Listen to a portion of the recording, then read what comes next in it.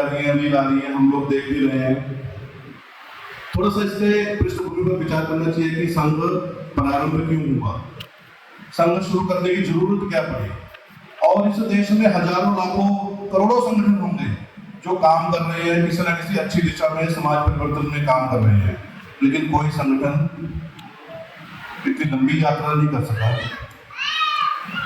और जिस विचारधारा को लेकर वो संगठन 100 वर्ष पूर्व शुरू किया गया, आज भी उसी विचारधारा पे अडिग रहा है। तो इसके बारे में अगर विचार करेंगे तो ध्यान में आएगा डॉक्टर हेडगेवार, डॉक्टर केशव बोलीराव हेडगेवार नामक जो इस युवक ने 36 साल की उम्र में संगठन शुरू किया।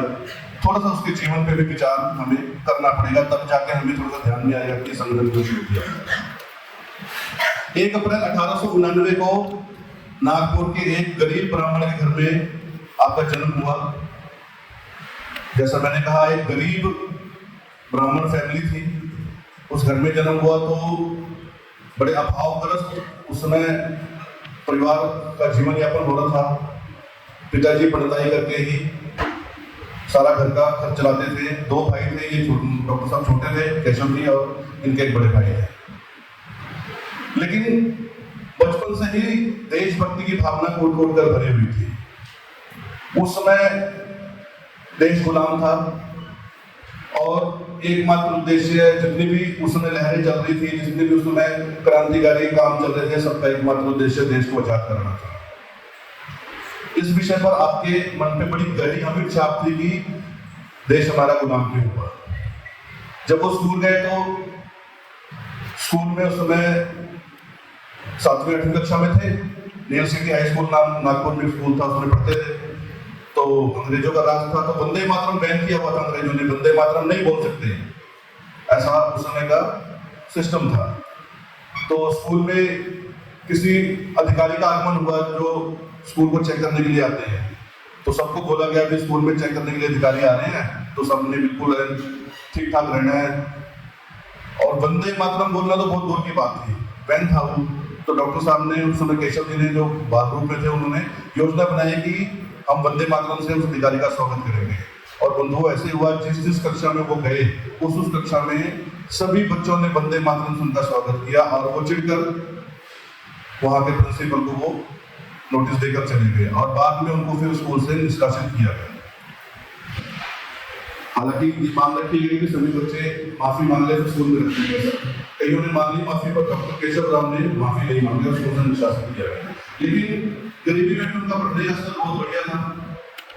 उस समय में उन्होंने MBBS करने के लिए कलकत्ता गए, और एकमात्र उद्देश्य MBBS कलकत्ता जाने का उद्देश्य था कि वहां पर अनुशीलन समिति नाम का एक संगठन, जो उस समय क्रांतिय कार्य का संगठन होता था, उसका हेड ऑफिस कलकत्ता में थी, इसलिए वो वहां स्पेशल इस काम के लिए, और वहां पर जाकर अनुशीलन समिति के सदस्य हुए, और उनके साथ मिलकर उन्होंने वहां पे क्रांतिकारी जो उनके साथ जितने भी काम होते थे वो करते रहे। MBBS करने के बाद उनको फॉरन में जॉब की ऑफर है, लेकिन उन्होंने उनको तो मातृभूमि की सेवा का कुछ हुआ था, जॉब करता है। और MBBS करने के बाद नागपुर वापस आ गए। जब नागपुर वापस आए तो उस समय एकमात्र देश को आजाद कराने की दिशा में अग्रसर की, और आप उस समय कांग्रेस से जुड़े, और विदर्भ प्रांत के सचिव के नाते आपने वहां पे वो उनके साथ काम करना शुरू किया। 1921 में सत्याग्रह और असहयोग आंदोलन हुआ, और उसमें आपने अपनी गिरफ्तारी दी, और आप उसमें 1 वर्ष जेल में रहे। उस समय की परिस्थितियों का अवलोकन जब उन्होंने किया, करते रहे, एक जो सवाल उनके मन को बार बार कचोट रहा था कि हमारा इतना गौरवशाली अतीत रहा, हमारी इतनी रिच परंपरा रही, फिर भी हम गुलाम हो गए, फिर भी हमारे ऊपर कितने वर्षों तक मुगलों ने राज किया, उसके बाद हमारे ऊपर अंग्रेज राज हो गए। हमारा जो अतीत रहा वो गौरवशाली रहा। मेडिकल जो परंपरा थी या आर्किटेक्ट था, जो मतलब किसी भी विषय में, किसी फील्ड में हमारा जो देश था, हमारा जो धर्म था, वो कुछ सर्व रहा। चरक सुश्रुत ऐसे कई नाम मेडिकल में आते हैं। आर्किटेक्ट का अगर आपने देखा हो तो दक्षिण में मंदिर जाके देखिए, उस समय के हमारे आर्किटेक्ट कैसे थे। कहते हैं कि एक मंदिर तो ऐसा है जो एक ही चट्टान को काट के पूरा मंदिर बनाया गया है, एक ही पहाड़ी को काट के पूरा मंदिर बनाया गया है। ऐसे आर्किटेक्ट व्यवस्था। एजुकेशन सिस्टम हमारा कैसा रहा?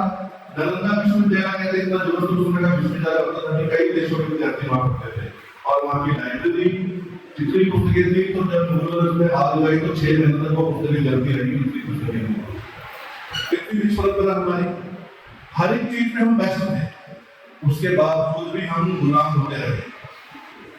इन सब उस समय की परिस्थितियों के बारे में सब विचार करते रहे। उनका मतलब ये था कि हमारा देश आजाद तो हो जाएगा, लेकिन कितने वर्षों तक आगे आजाद रहेगा, फिर दोबारा गुलाम हो जाएगा। उसका कारण जब उन्होंने बोला तो उसका एकमात्र कदम उनके ध्यान में आया कि हमारा जो समाज है उसमें सामूहिक संगठन की और सामूहिक जिसे कहते हैं हम एक दिशा में काम करने की जो योजना है उसकी कमी थी। हम संगठित नहीं थे, हमारा जो समाज था वो विस्मृत समाज था। तो इसी कमी को पूरा करने के लिए, इसी शक्ति को पुनर्जागरण करने के लिए आज से 100 वर्ष पूर्व इस संगठन की स्थापना की गई। उस समय डॉक्टर साहब ने 8-10 पुस्तकों को लेकर, आपने जैसे पुस्तकों ली, अपने जैसे 8-10 साथियों को लेकर अपने घर में एक छोटे से 10 बाई 10 के कमरे में बैठ के आज से हम संघ प्रारंभ कर रहे हैं, और वो संगठन की नींव रखी। उसके बाद शाम को कुछ बच्चों को लेकर वो ग्राउंड में, उसमें व्यायामशालाएं अखाड़े होते थे, उन बच्चों को व्यायाम यानी ग्राउंड में लेकर उनको खिलाना, व्यायाम की सफाई ग्राउंड की सफाई करके उनको खिलाना, उनके साथ बैठना, चर्चा करनी, ये एक सिस्टम शुरू किया, एक नियम शुरू किया। और समय समय में उसमें कुछ और ऐड करते करते आज हम उसको शाखा का रूप देखते हैं। देश भर में अनेक स्थानों पर वो शाखाएं अपनी वो चल रही है, हम सबके ध्यान में ऐसा हो रहा है। 1925 में डॉक्टर साहब ने संघ शुरू किया, और 1940 तक आप संघ के सरसंघचालक यानी जो सर्वोच्च पद है संघ का, उस पद पर रहे। थोड़ा सा हम अगर संघ के प्रारंभिक समय के बारे में ध्यान करेंगे तो 25 में प्रारंभ होने के बाद नागपुर में 4-5-6 वर्षों तक तो नागपुर में ही वो काम केंद्रित रहा, मिलना जुलना, काम करना, साइकिल पे प्रवास करना, पैदल हर सघन प्रयास किए डॉक्टर साहब ने। 1940 तक अपने शरीर को उन्होंने मशीन बना के रखा। संघ उनके खून में, उनके शरीर में, उनकी आत्मा में इस प्रकार विसर्जित हो गया था कि सोते समय, जागते समय, हर समय संगठन की चिंता, संगठन की चिंता, संघ की चिंता, कार्यकर्ताओं की चिंता। इस प्रकार से वो 1940 तक लगातार प्रवास करते रहे और संघ का काम करते रहे। कहते हैं जब अंत में 1940 में उनकी मृत्यु हुई, अंत में उनका जो खून था, डॉक्टरों ने कहा कि वो खून पानी हो चुका था। स्टार्टिंग के 4-5 साल वो नागपुर में काम रहा, उसके बाद 5-7 साल के बाद नागपुर से बाहर काम करना शुरू हुआ, प्रांतों में काम करना शुरू हुआ, और 1940 आते आते नागपुर में संघ शिक्षा तृतीय वर्ष का समापन समारोह, और उसमें डॉक्टर हेडगेवार जी ने जो अपना अंतिम बोधि दिया, उसमें प्रत्येक प्रांत से कोई ना कोई, प्रत्येक स्टेट से पूरे भारत के कोई ना कोई वहाँ पे कार्यकर्ता उस वर्क को करने के लिए बैठा हुआ था। डॉक्टर साहब ने वहाँ पे अपना भाषण लिख दिया कि आज मैं इस समाज का, इस भारत का एक लघु अपनी आंखों से देख रहा हूँ, क्या चीज रहेगा।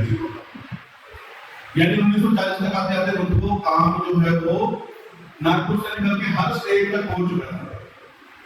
और 1940 में डॉक्टर साहब का स्वर्गवास हुआ। उसके बाद 1940 से लेकर 1973 तक श्री गुरु जी, जिनको हम, जिनकी फोटो लगी हुई है दाढ़ी में, उधर डॉक्टर हेडगेवार जी, उधर श्री गुरु जी, उनका पूरा नाम माधवराव सदाशिवराव गोलवलकर। इस प्रकार उन्होंने वो कार्यभार संभाला। गुरु जी पहले प्रोफेसर थे, आप हिंदू विश्वविद्यालय अपना वाराणसी, जिसको हम काशी बोलते हैं, वहां पे आप पहले पढ़ते रहे, बाद में वही प्रोफेसर बने और पढ़ाते रहे। उसके बाद संघ के संपर्क में आए तो भारत वर्ष का प्रत्येक स्टेट का वो प्रवास करके आ जाते थे, चक्कर लगा कितना सघन प्रवास किया। और गुरु जी के समय में जो संघ है वो प्रत्येक प्रांतों तक, क्या प्रत्येक जिला स्तर पर पहुंच गया। हर प्रांत के जिला स्तर पर वो संघ को वहां से ले गए। 1947 में देश आजाद हुआ, उसमें गुरुजी सबसे संचालक थे, हम सबके ध्यान में होगा।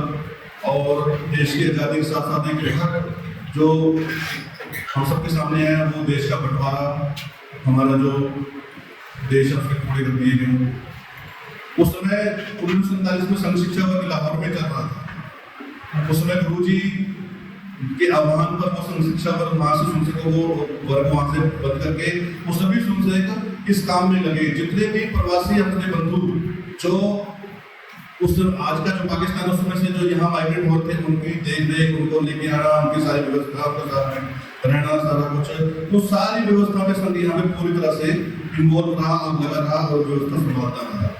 हमारे परिवारों में जाति से संबंधित हमारे परिवारों में जो बुजुर्ग होंगे हमसे उनसे पूछेंगे तो वो कई बार ये बात बोलते हैं कि हाँ उस समय खाकी नहीं करवा ने हमारी बड़ी हेल्प करी, बोलते हैं कई परिवारों में। तो पूरी 1947 में गुरुजी के आह्वान पर गुरुजी उसमें पूरा समय यहाँ पे रहे, पंजाब में रहे और उस सारे काम को उन्होंने देखा। उसके बाद कश्मीर विलय में गुरुजी का बड़ा योगदान रहा। महाराजा हरि सिंह जी कश्मीर के जो समय महाराजा थे वो अड़े हुए थे कि नहीं मैं भारत में विलय नहीं करूंगा, लेकिन उनके संबंध गुरुजी से बहुत अच्छे थे क्योंकि मित्र थे। तो उस समय पटेल जी ने गुरुजी को स्पेशल हवाई जहाज में वहाँ पे भेजा और बातचीत करने कहा और गुरुजी गए वहाँ बातचीत करके आए। उसके बाद कश्मीर का जो विलय वो संभव हो पाया और 1947 में देश आजाद हुआ। 1948 में संघ पे पहला प्रतिबंध लगाया गया सरकार द्वारा।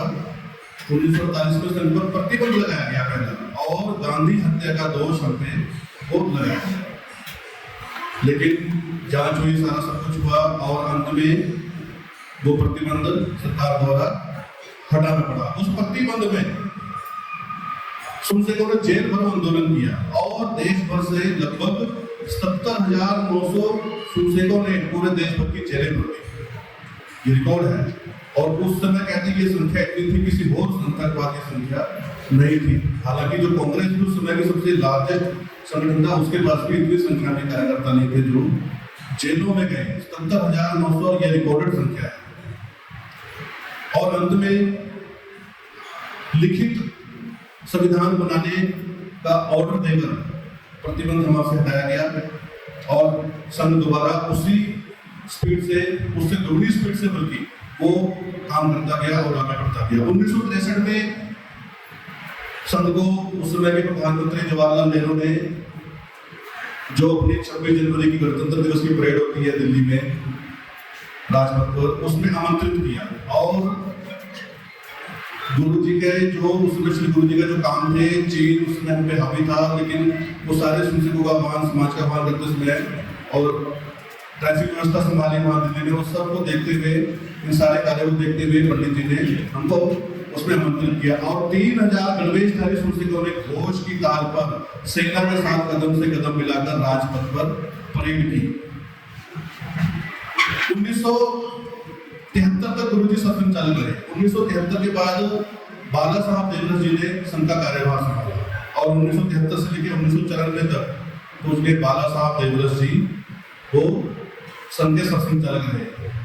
जब बाला साहब देवरस जी संचालक रहे उस समय में, उस पूरे कार्यकाल में संघ का काम तो आगे बढ़ा, जिला स्तर पर काम मजबूत हुआ, लेकिन सेवा कार्य में संघ अग्रणी भूमिका में जाके खड़ा हुआ। उस समय बाला साहब देवरस जी 2 भाई थे, भावराव देवरस जी और बाला, दोनों भाई प्रचारक संघ के। और हम सबके ध्यान में बंधु भावराव देवरस जी का जो सेवा विभाग के कार्य, सेवा भारती जो खड़ा करने का कार्य, वो सारा भावराव देवरस जी के कारण हुआ। 1975 में इसी कार्यकाल के दौरान